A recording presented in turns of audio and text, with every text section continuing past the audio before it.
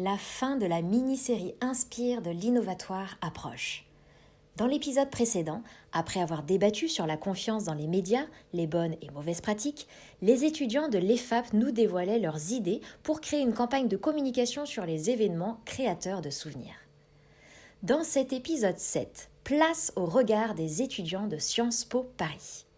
Avant même de parler d'événements, de services et d'outils, pour eux, il est nécessaire de scruter l'évolution du secteur de l'organisateur à travers des matrices et analyses de marché.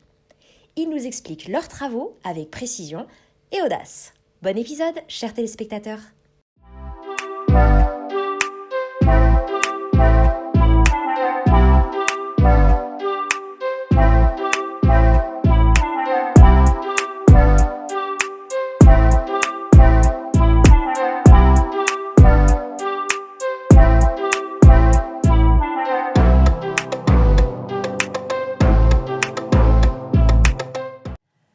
Voici avec les étudiants de Sciences Po en deuxième année de master marketing et études et nous allons nous intéresser de très près aux enjeux actuels des communautés et à la réponse que peut y apporter l'événement de demain.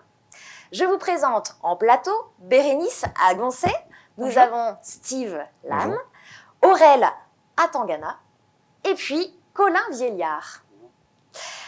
À distance, en visio, je vous présente Hélène Zias. Tu nous entends bien ? Oui, très bien, bonjour. Super. Et puis Camille Hulker qui est avec nous aussi. Bonjour. Super, on est bien connectés. Alors, on salue vos camarades aussi, Astrid Éloin de Sénival et Capucine Tuffier qui ont travaillé avec vous sur ce projet mais qui ne pouvaient pas être des nôtres ce soir. À mes côtés, en position d'écoute pour le moment, mais qui réagira quand elle le voudra sur ce que vous allez nous présenter, nous avons Jeanne Chauffé, responsable du French Event Booster, l'incubateur dédié au secteur de l'événementiel. Bonjour. Jeanne, merci d'être avec nous ce soir. Alors, avant d'entrer au cœur des sujets choisis par les étudiants de Sciences Po, je vais expliquer en quelques mots à Jeanne et bien sûr à tous ceux qui nous regardent le point de départ de vos travaux. Donc l'Innovatoire et votre directrice pédagogique Eva Bellinghausen vous ont proposé de questionner 3 types de communautés auxquelles nous appartenons tous à différents niveaux. Alors il s'agissait d'une communauté professionnelle, d'une communauté réunie autour d'une passion, ainsi que d'une communauté territoriale. Vous vous êtes donc répartis en 3 groupes et vous avez choisi le sujet sur lequel vous souhaitiez travailler. Dans un premier temps, vous deviez définir les besoins de la communauté en question, de son écosystème, afin de les transcrire dans un second temps en solutions événementielles. On va démarrer en découvrant tout de suite la communauté que chaque groupe a travaillé sous l'angle marketing. On commence par la passion, si vous voulez bien ? Oui, très bien. Nous, on a choisi du coup le thème de la passion. On a voulu travailler le thème de la passion à travers le prisme de l'événementiel. Et on a choisi finalement le thème du café. Et au début, on s'est posé beaucoup de questions. Nous, on voulait interroger naturellement nos propres passions. Donc, ça pouvait être le sport, ça pouvait être une culture étrangère, ça pouvait être la street food. Et en fait, on s'est rendu compte au fil de nos recherches qu'en fait, toutes ces thématiques-là, elles rassemblaient déjà beaucoup de passionnés. Et du coup, nous, plutôt que de vouloir se greffer sur un événement déjà majeur qui rassemble déjà beaucoup de passionnés, on a préféré travailler sur la problématique de comment éveiller une passion insoupçonnée chez les consommateurs. Et donc on s'est penché sur le café pour plusieurs raisons. La première étant que c'est la deuxième marchandise la plus échangée au monde, c'est la 3e boisson la plus bue après l'eau et la bière. Et donc pour nous ça représente une audience potentielle considérable. Et on dit considérable pourquoi ? Car pour nous c'est un produit qui n'éveille pas autant la passion que d'autres produits, comme d'autres produits le peuvent, comme par exemple le chocolat ou le thé. Pour nous, c'est pas au même niveau de passion. Et enfin, pour nous, c'est un produit qui a des enjeux extrêmement actuels, notamment qui traite de sujets qui nous tiennent particulièrement à cœur, comme comment est-ce qu'on produit un café qui soit à la fois humainement responsable, donc socialement responsable, comment on produit un café qui est écologiquement responsable, et en ces temps où il devient de plus en plus compliqué de créer des événements physiques, on a trouvé extrêmement intéressant de travailler sur comment est-ce qu'on communique sur une expérience sensorielle, sur l'expérientiel finalement, malgré la distance et malgré les enjeux actuels. Très bien, on va poursuivre tout à l'heure sur votre sujet donc, que tu as travaillé avec Aurel, donc sur cette communauté de passion autour du café. Voyons maintenant le sujet d'Elena et de Colin qui devaient travailler sur une communauté professionnelle. Vous êtes également partie d'un produit de consommation mais qui, à l'inverse du café, a priori, est beaucoup moins quotidien puisqu'il s'agit du cannabis. Pourquoi avoir choisi de vous intéresser aux professions en lien avec l'exploitation et la vente du cannabis ? Un thème pour le moins surprenant. Alors effectivement, c'est un thème pour le moins surprenant, ce d'autant plus dans le cadre académique et assez formel de Sciences Po finalement. On est parti d'un premier constat qui est d'ordre économique. Chaque année, le cannabis, c'est environ 188 millions de consommateurs et c'est un marché qui représente aujourd'hui 514 milliards d'euros par an, dont seulement 14 finalement sont issus d'une filière qu'on pourrait appeler légale. En dépit d'une préparation assidue pour la captation de cette émission, j'ai commis une petite erreur s'agissant de l'estimation du marché du cannabis. En effet, il ne pèse pas encore 540 milliards, bientôt peut-être, mais plutôt aux alentours de 140 milliards, comme l'évoquait Le Monde dans une étude publiée en 2016. Pardon pour cette brève interruption, et je vous laisse reprendre dès maintenant votre visionnage. Par ailleurs, on a remarqué aussi une production annuelle de 211 tonnes de cannabis à des fins thérapeutiques, et on a senti, ce faisant, qu'il y avait un enjeu effectivement économique véritable, auquel s'ajoute un enjeu un peu de société. Aujourd'hui, il y a un véritable débat sur le cannabis, sa dépénalisation, sa légalisation potentielle.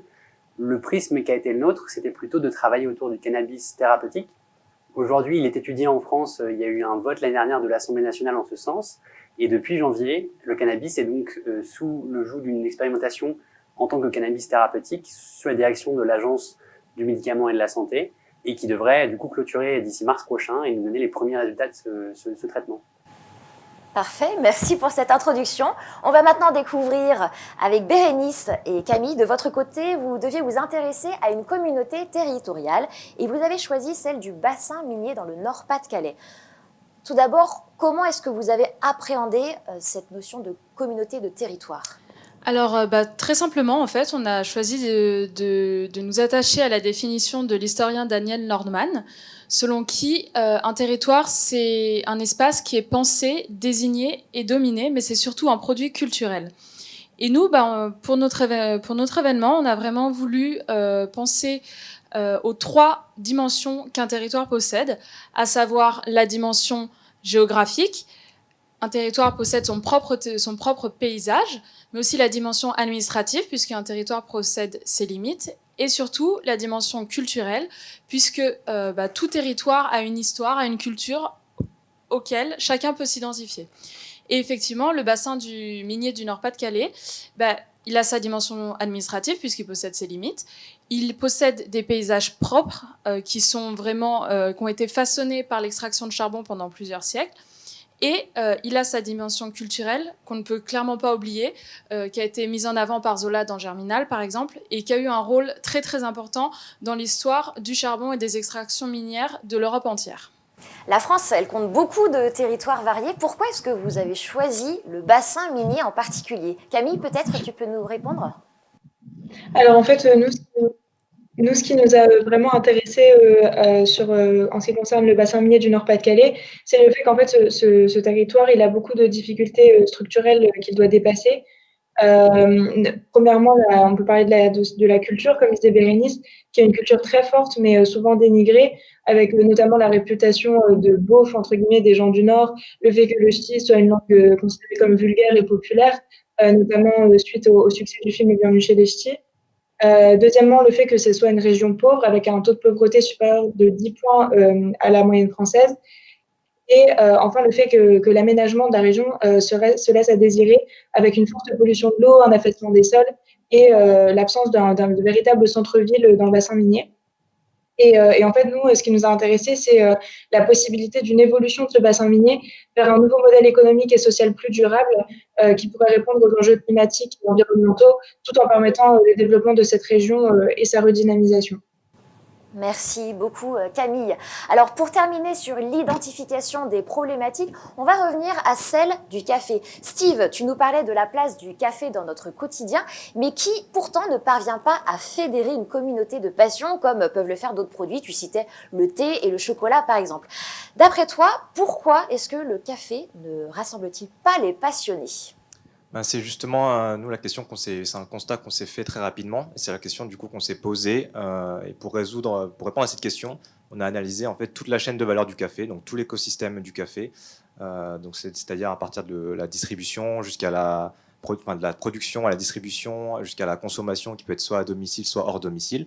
Et en fait, on s'est rendu compte qu'à plusieurs endroits clés de cette chaîne de production, de cette chaîne de valeur, on avait des acteurs dominants qui avaient la main sur ces parties de la chaîne de valeur. Et pour nous, ça conduit à un premier effet qui est la concentration des acteurs sur la filière café depuis quelques années. Et donc forcément, on a moins d'acteurs sur la filière café, et donc on a donc moins de concurrence, ce qui amène à un marché qui est un peu plus statique.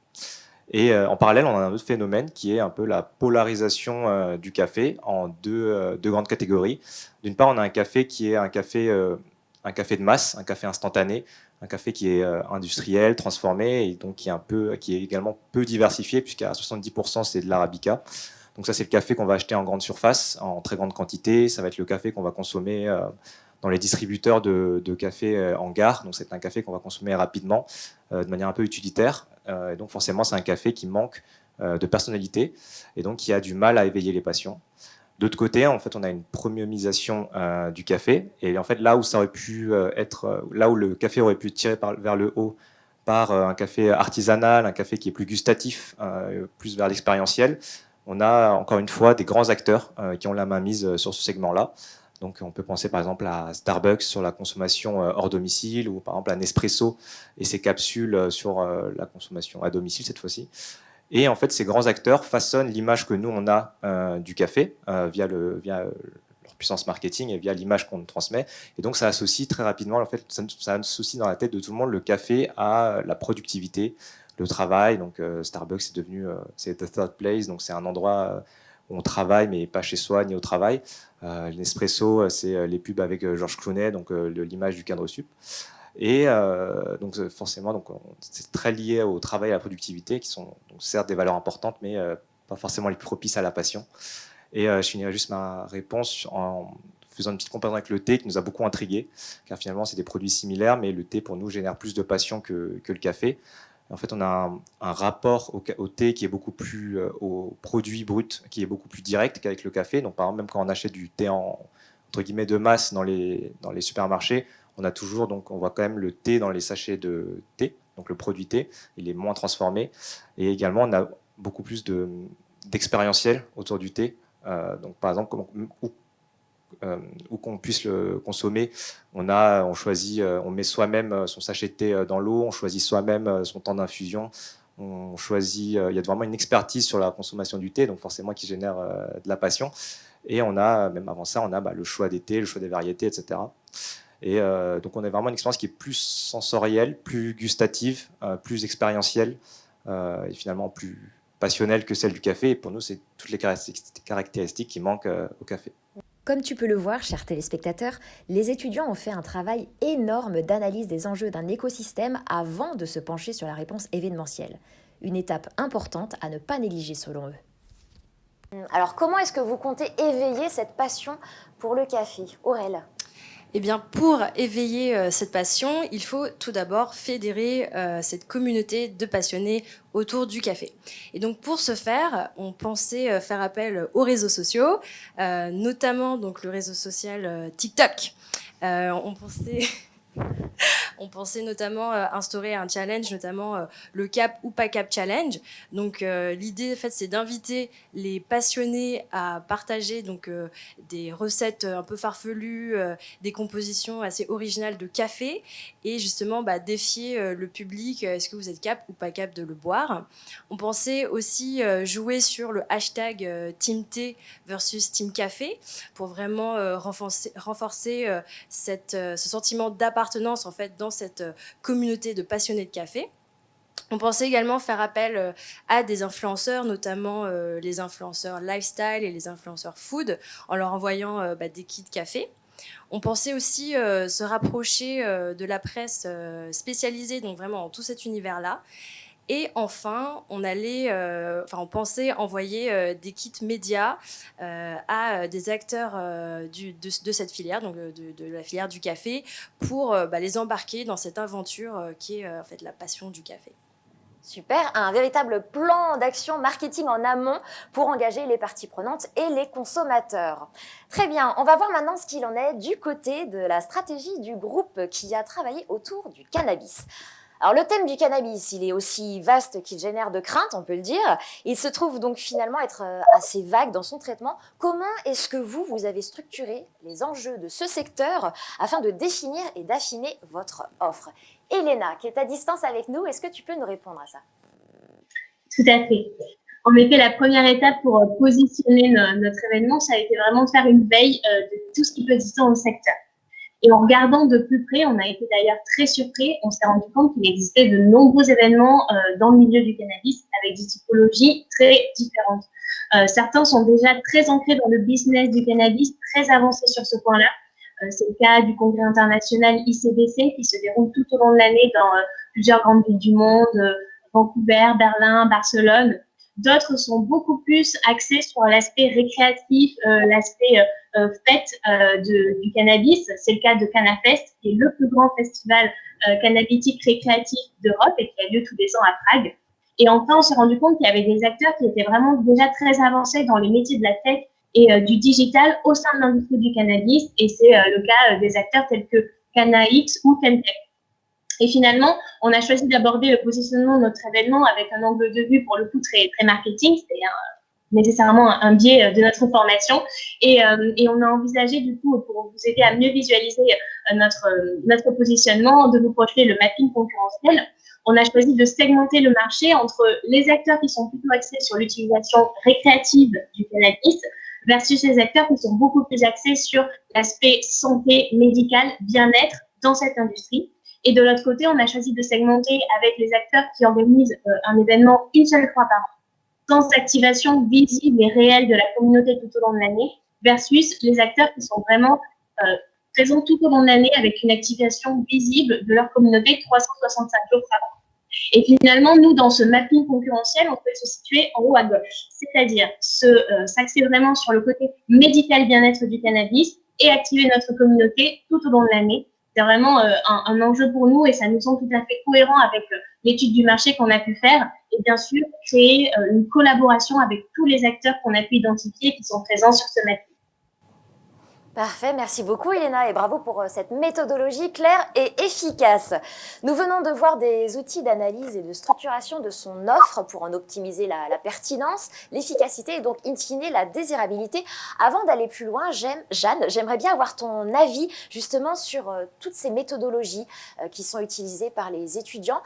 Quelle est la place de la méthodologie dans l'événementiel? Est-ce qu'elle est cohérente? Est-ce qu'on pourrait la pousser plus loin?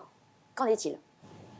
Déjà, merci pour l'exposition de ces enjeux, ces besoins. On a appris quand même pas mal de choses sur ces communautés de passionnés et autres.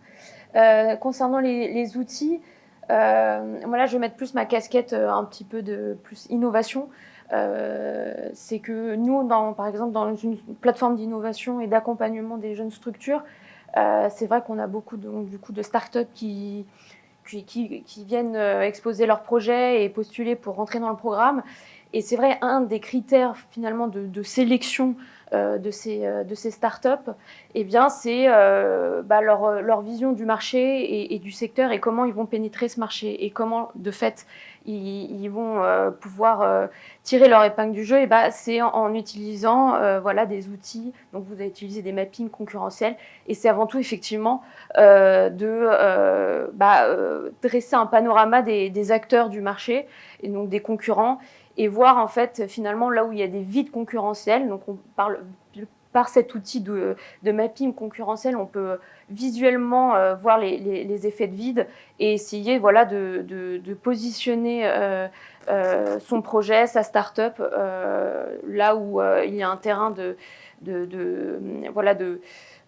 stratégique pour l'entreprise et tirer son épingle du Voilà, jeu. on le voyait avec le vide concurrentiel, on le voyait aussi avec les porteurs du projet autour du café, les parties prenantes à intégrer, donc identifier aussi ceux qui sont en place, ceux qu'il faut venir compléter.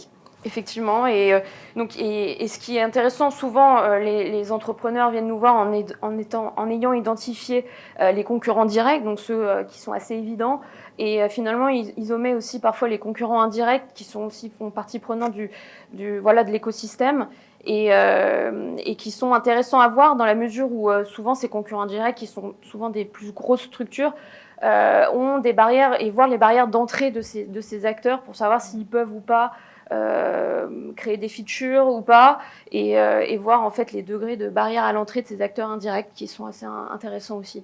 Et souvent, pour finir, juste le troisième volet, c'est souvent il y a des entrepreneurs qui viennent nous voir ou des jeunes porteurs de projets en disant désolé, j'ai pas de concurrent. Et déjà là, on émet un doute et on dit déjà c'est bizarre. Et donc limite, avoir des concurrents, que ce soit direct ou indirect, c'est plutôt prometteur.